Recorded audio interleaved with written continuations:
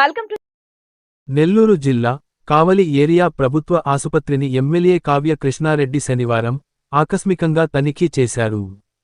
ఆసుపత్రిలోని పడక గదులు, టాయిలెట్లు, తాగునీటి సదుపాయం, శుభ్రత తదితర మౌలిక వసతులను ఆయన స్వయంగా పరిశీలించారు. ఆసుపత్రిలో ఉన్న పలు సమస్యలను గుర్తించిన ఎమ్మెల్యే వాటిని త్వరితగతిన పరిష్కరించాలని సంబంధిత అధికారులను మరియు సిబ్బందిని ఆదేశించారు. రోగులకు అసౌకర్యం కలగకుండా ప్రతి విభాగంలో శ్రద్ధ వహించాలని సూచించారు. పేదలు వైద్యం కోసం ఆసుపత్రికి వచ్చినప్పుడు వారికి నాణ్యమైన వైద్యం అందించాలన్నారు.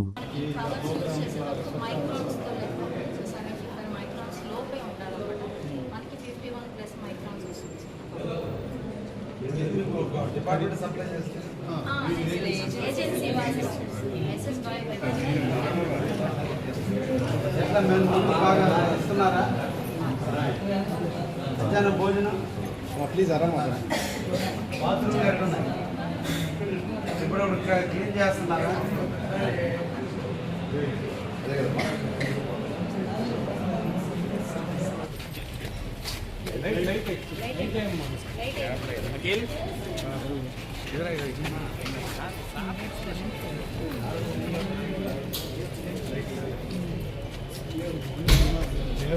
ఎవరు ఇక్కడ ఎలక్ట్రిషియన్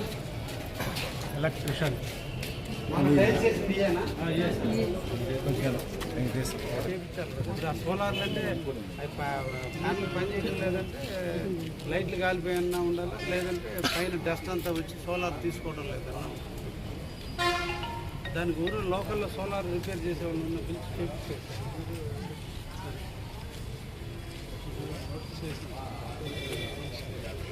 అంతసేపు డొనేషన్స్ అన్నా, డబ్బులు లేదా?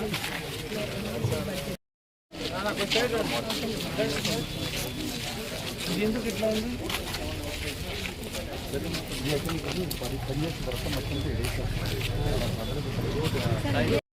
అక్కడ ఉన్నారా ఏం లేదా? ఓన్లీ డీపీ ఇంకా ట్రాన్స్ఫర్ లేదు.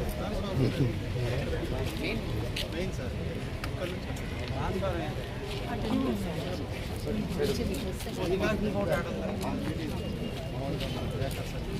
ఎన్నట్టు రూమ్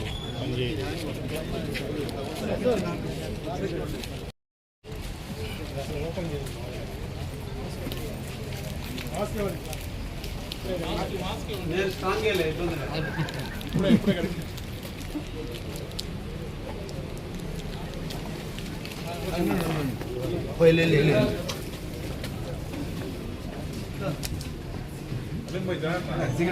ఇప్పుడే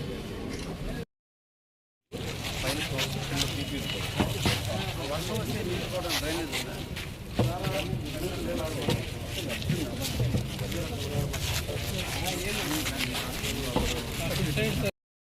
బ్రేకర్ అంతా ఆడే ఉందా? అన్నీ అక్కడే ఉన్నాయి, కానీ ఇక్కడ ఈ రూమ్స్లోకి డిస్ట్రిబ్యూషన్ వరకు ఇక్కడ పెట్టారు. అది ఒకసారి చూడి కట్ చేసేస్తే బాగుంది. కట్ చేసి డైరెక్ట్గా చూసి కట్ చేసి డైరెక్ట్గా అక్కడ ఎంసీబీ ఇచ్చి వైర్ కలిపితే సరిపోతుంది. చూసిన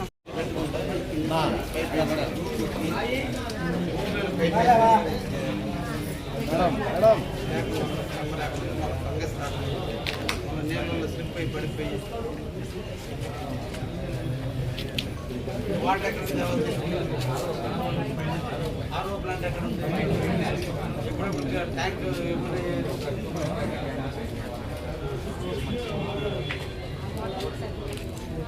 నా సైడ్ రండి మీరు. నా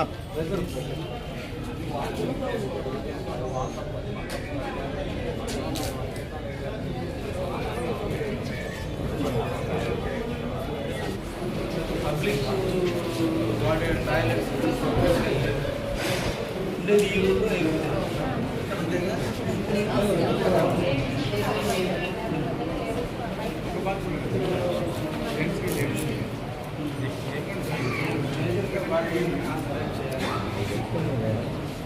హాలిడేస్ కట్టున్నారు.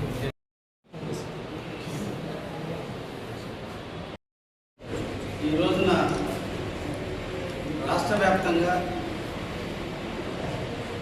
స్వర్ణాంధ్ర స్వచ్ఛాంధ్రలో భాగంగా ముఖ్యమంత్రి శ్రీ నారా చంద్రబాబు గారి ఆలోచనలు, అదేవిధంగా వెంట ప్రభుత్వం యొక్క సూచనలు ఈ రోజున శనివారం సాయంత్రం 5 గంటల ప్రాంతంలో ప్రభుత్వ హాస్పిటల్ని సర్ప్రైజ్గా తనిఖీ చేయమని, ఈ బయోమెటీరియల్ సెగ్రిగేషన్ విధానం ఎలా అమలు చేస్తున్నారు, అక్కడ ఉన్నటువంటి ఈ స్కావెంజర్స్కి అందరికీ కూడా అవగాహన కల్పించడం జరుగుతుందా లేదా,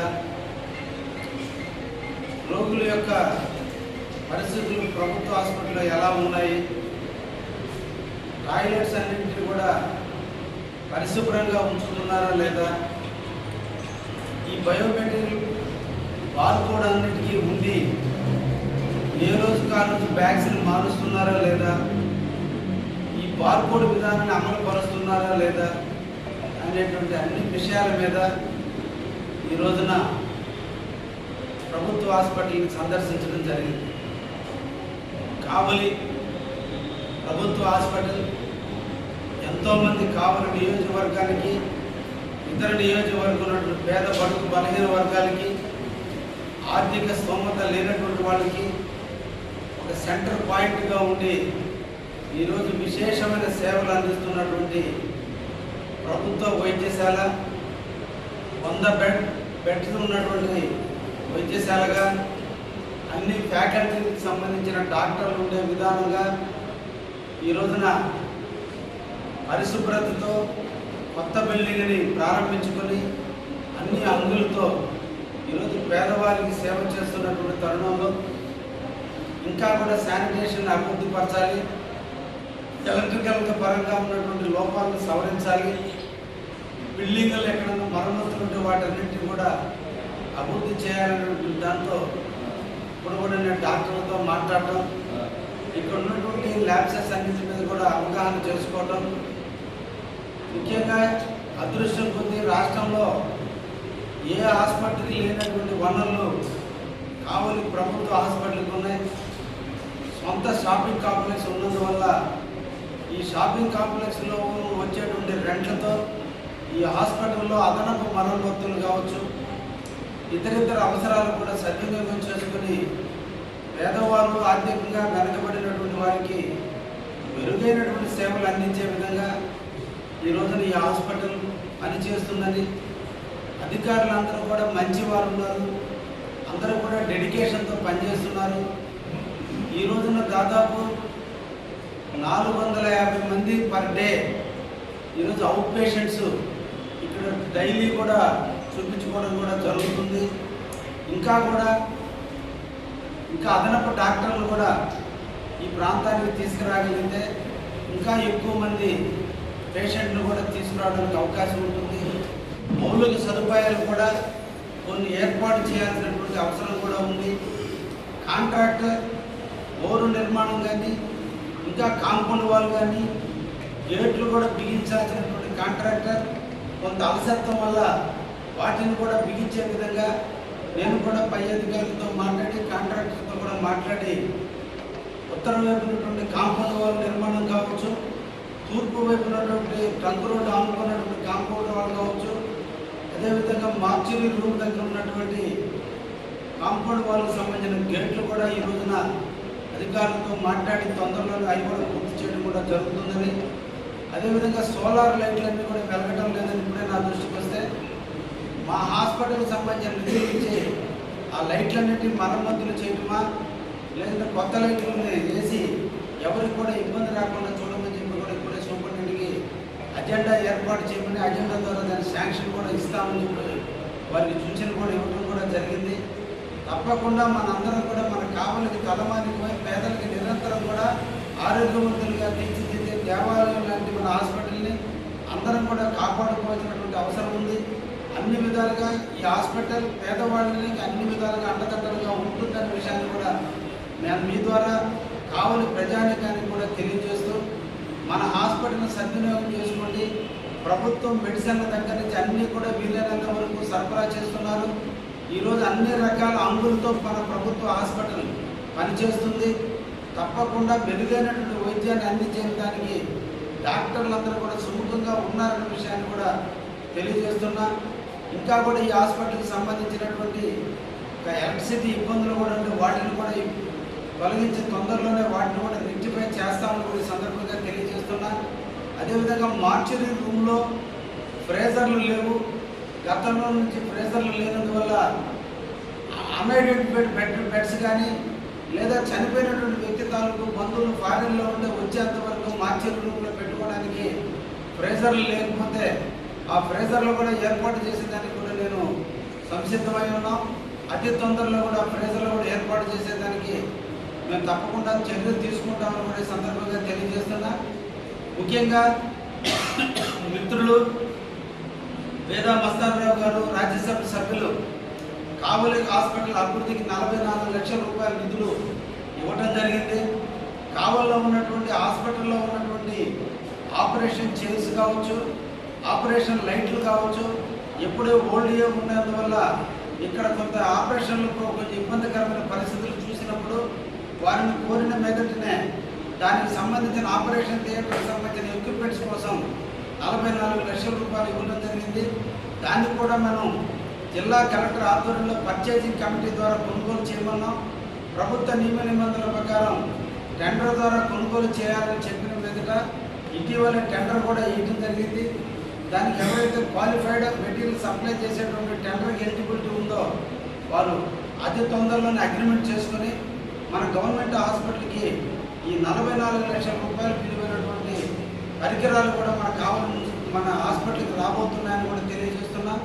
అదేవిధంగా మన హాస్పిటల్ కెపాసిటీకి ఆక్సిజన్ ప్లాంట్ సౌకర్యం లేనప్పటికీ గతంలో ఉన్నటువంటి దాతలు ఇచ్చినటువంటి ఆక్సిజన్ ప్లాంట్ మళ్ళీ ఈరోజు మరమ్మతులకు నోచుకుంటే ఆ మరమ్మతులకు కూడా ఈ 44 లక్షల రూపాయలు రాజ్యసభ సభ్యులు వేదా మస్తానరావు గారి నిధులతో ఆక్సిజన్ ప్లాంట్ను కూడా చేసి ఆ పైప్ లైన్లు కూడా ఎక్కడెక్కడైతే డ్యామేజ్ అయినా వాటన్నిటి కూడా మరమ్మతులు చేయించి కావలిలో ఉన్నటువంటి ప్రజానీకానికి మెరుగైనటువంటి వైద్యం అందే విధంగా కావలి నియోజకవర్గం కూడా ఎమ్మెల్యేగా నేను తప్పకుండా చర్యలు తీసుకుంటానని కూడా మీ ద్వారా తెలియజేస్తూ మేమందరికీ కూడా మన కావలి హాస్పిటల్ మనది, మన పేద వ్యక్తుల కోసం ఉన్నటువంటి ఈ హాస్పిటల్ని మన అందరం కూడా కాపాడుకోవాల్సినటువంటి బాధ్యత ఉంది. అందరం కలిసి దేవాలయం లాంటి హాస్పిటల్ని మనం జాగ్రత్తగా చూసుకొని ఎక్కువ మంది వైద్యాన్ని అందించే విధంగా అందరం కూడా చూద్దామని చెప్పి అన్ని పార్టీల నాయకులు కూడా కోరుకుంటూ ఈ రోజున మా కమిటీ కూడా నిరంతరం కూడా ఎవరికి జీతాలు కూడా రావు, వీళ్ళు ఓన్లీ సేవ పరమవ్యవధిగా పెట్టుకొని నిరంతరం కూడా హాస్పిటల్లో వీళ్ళు కూడా సేవలు చేస్తున్నారు.